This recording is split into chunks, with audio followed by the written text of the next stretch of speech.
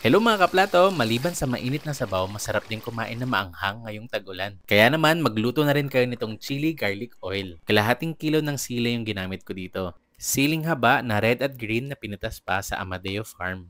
Giniling ko to gamit yung food processor pero kung wala naman kayong ganon, pwede namang hiwain ng mano-mano. Next, gigilingin ko na rin yung bawang at ihahalo ko na rin yung natira kong sili dito sa ref na hindi ko alam kung anong tawag. Kung alam niyo yung pangalan nito, pakishare naman sa comment section. Gamit ang isang wok, nag-init ako ng mantika. Huwag bibiglain sa init yung bawang para hindi agad masunog. Medium heat lang tapos lutuin for around 15 minutes. Hinalo ko na yung sili tapos niluto ko yan for 20 minutes. Ang target ko kasi dito yung hindi ganun ka-toasted. Habaan mo na lang yung cooking time kung gusto mo mas crispy. Tinimplahan ko to ng oyster at hoisin sauce. Hinalo at niluto ko lang to for 10 minutes.